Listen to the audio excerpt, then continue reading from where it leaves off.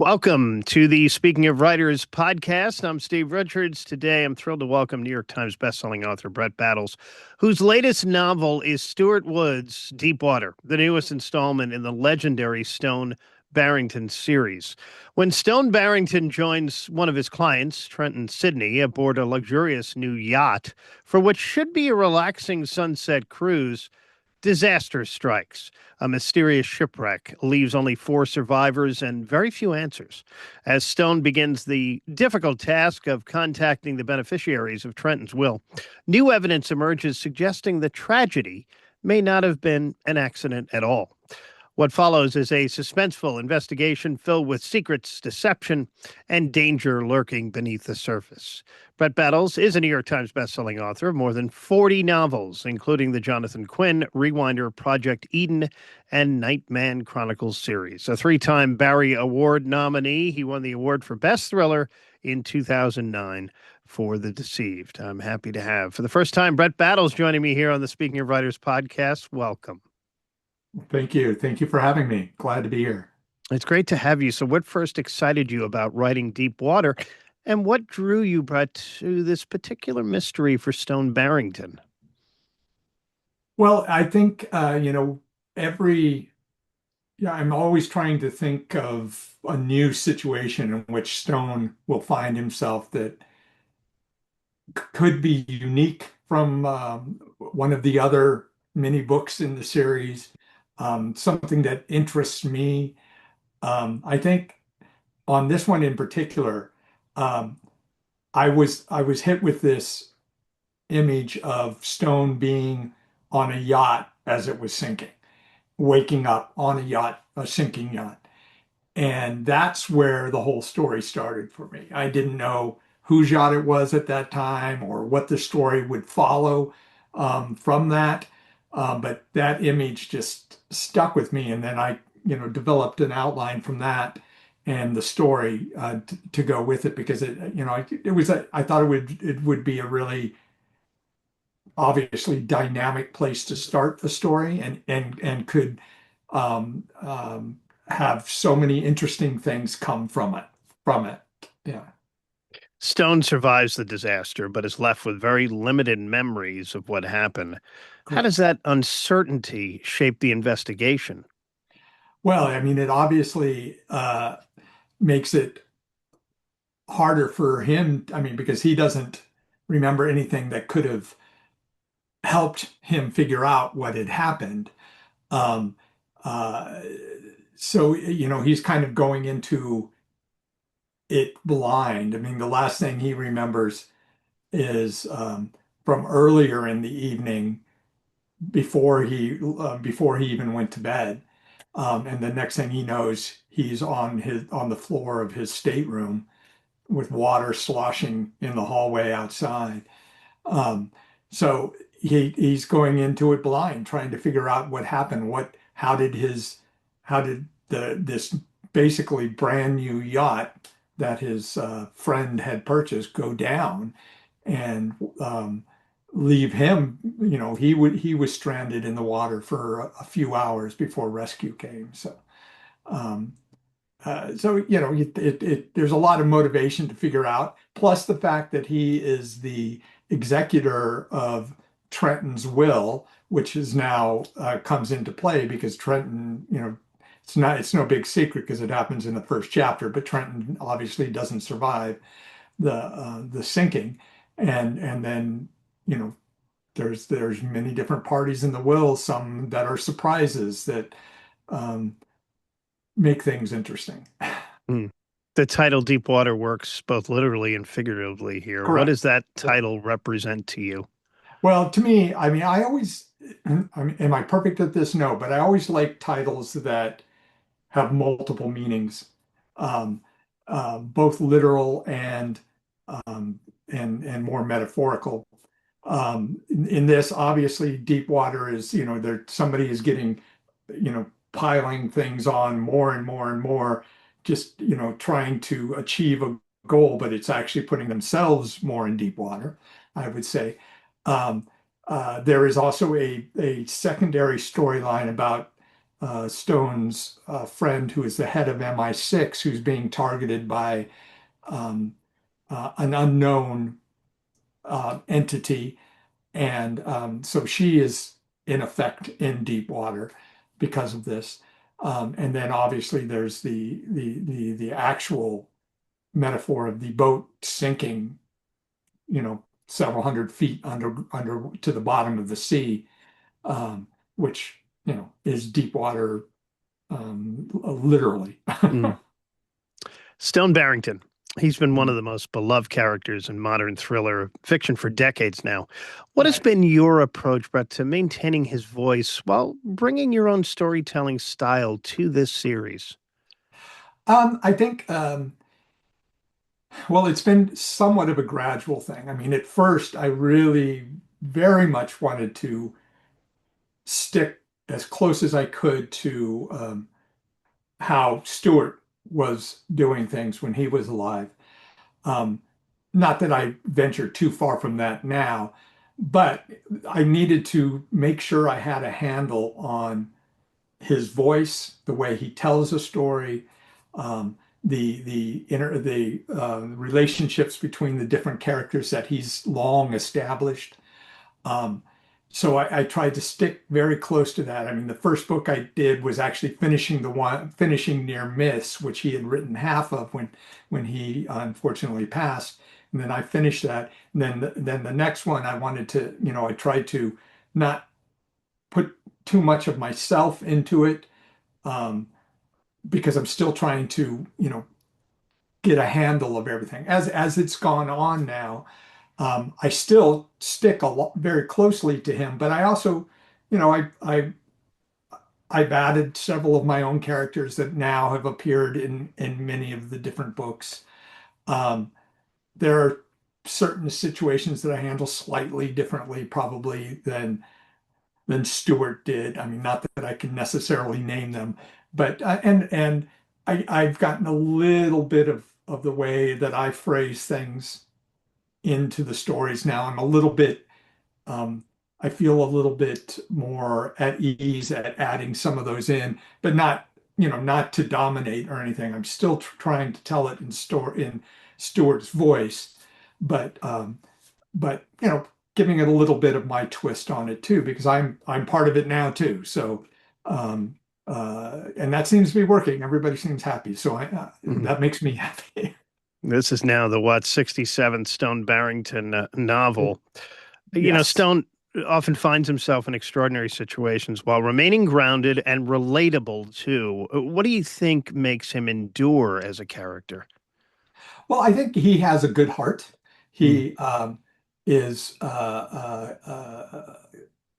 good natured. Even though he is now filthy rich in essence, he does not necessarily flaunt that. He doesn't use that to lord over others or anything like that.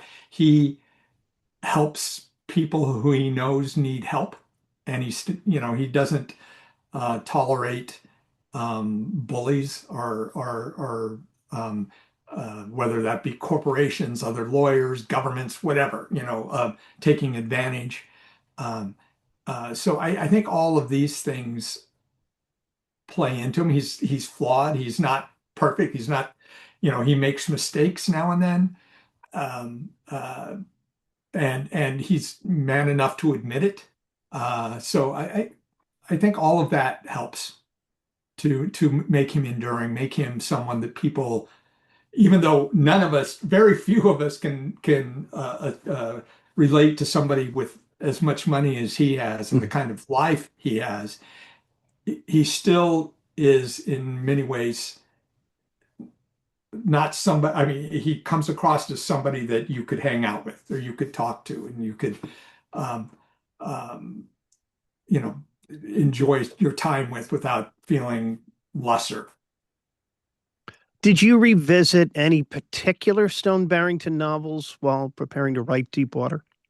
For deep water, yes, I did, and I sorry, I'm not going to be able to recall exactly which one, but specifically the storyline that involves Stone's friend Dame Felicity, who is the head of MI6.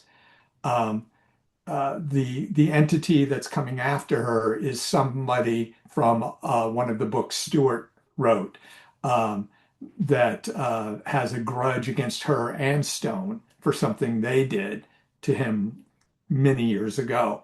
So in fact, most of the Stone Barrington books that I've written to this point, I try to pull something from one of the older books into them, whether it's characters that haven't been seen for a while, or tying up something that was left that wasn't completely finished in another, the hints of a storyline that were still there in an older book or something like that.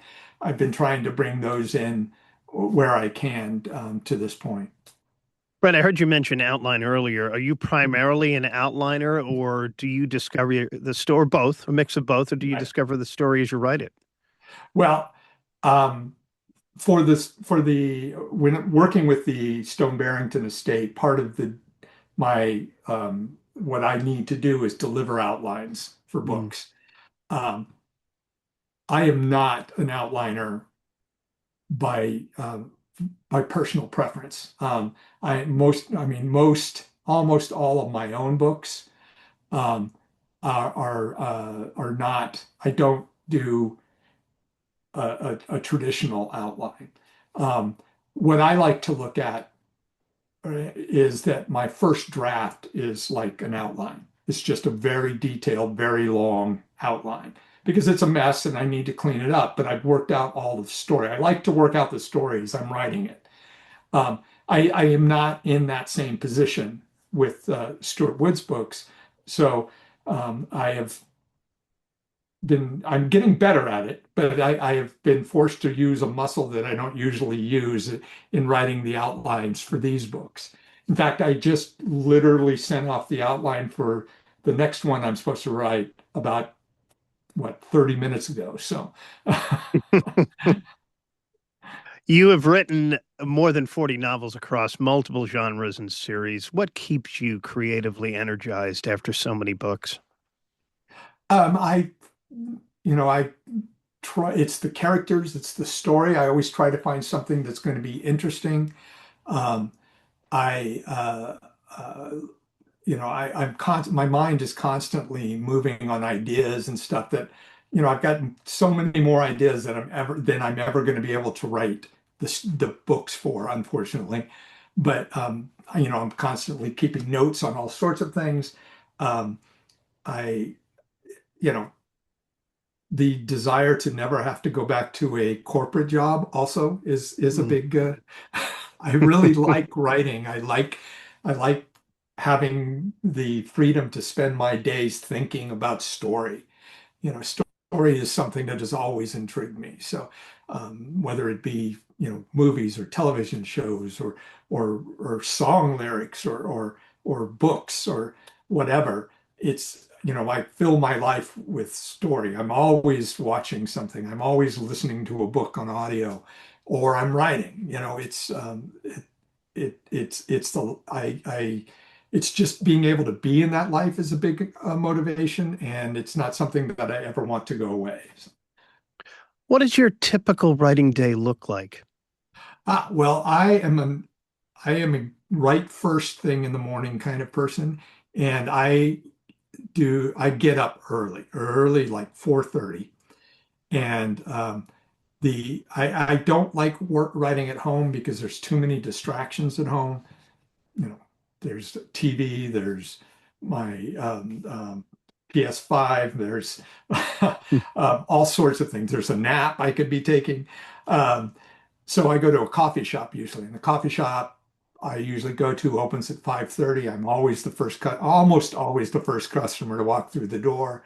I'll spend probably around 3 hours, sometimes more, sometimes less, working and get hopefully my goal, I try to get about 2,000 words written a day if I can.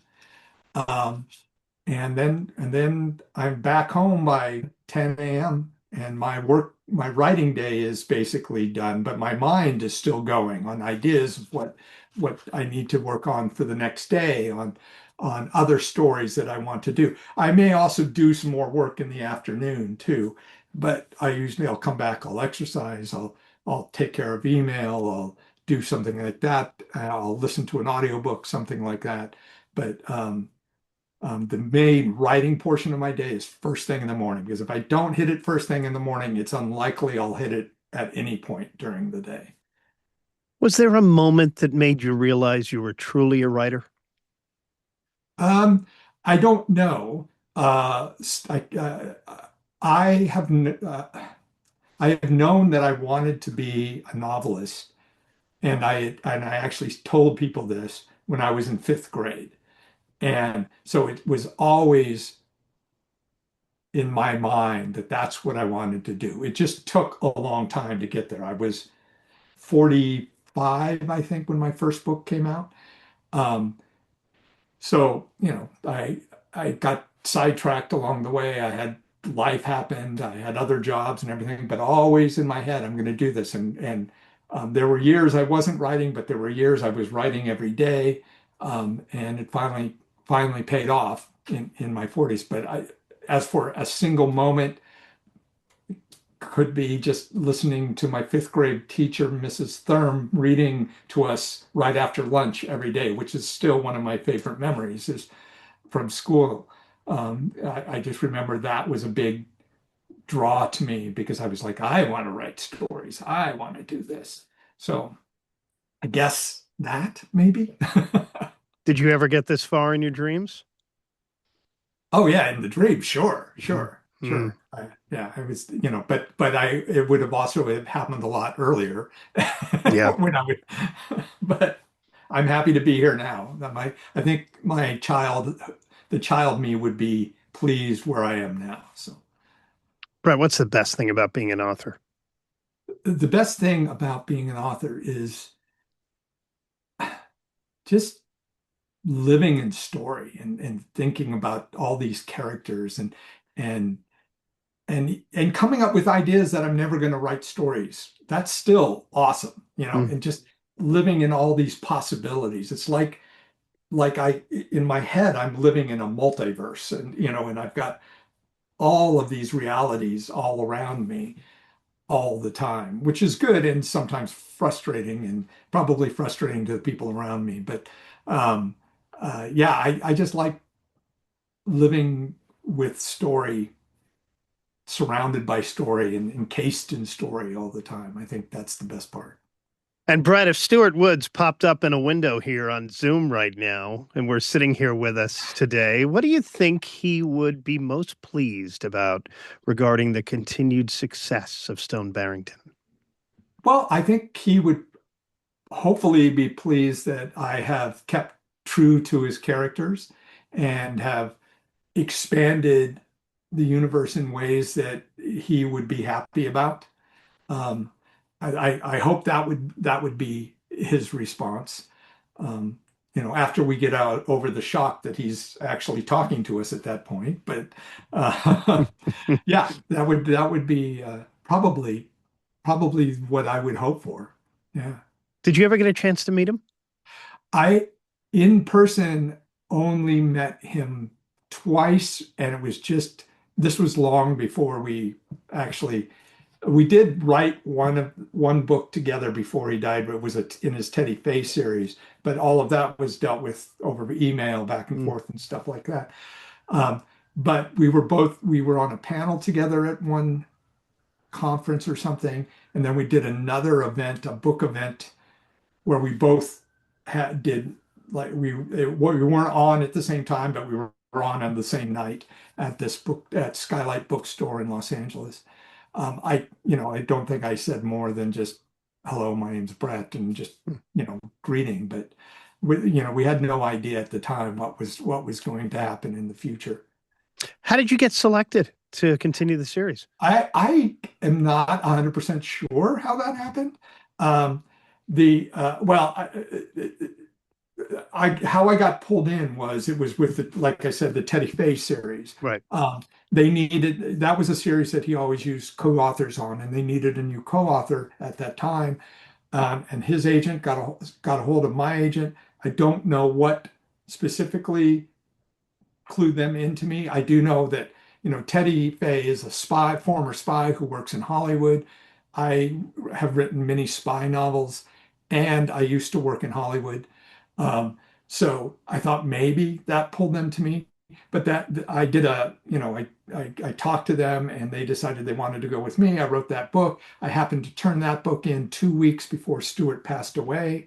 So I was, as you might say, on the scene already when they realized that when Stuart passed, he had a book that he was halfway finished with.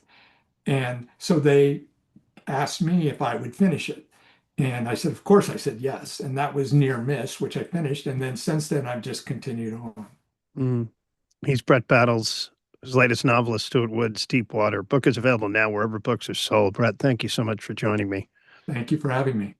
And thank you for watching and for listening to the Speaking of Writers podcast. And don't forget, you can subscribe to the podcast, like it, share it, comment on it. Spotify, YouTube, and Apple, and wherever you get your podcasts. I'm Steve Richards. Thanks for watching and for listening. I will talk to you again next time.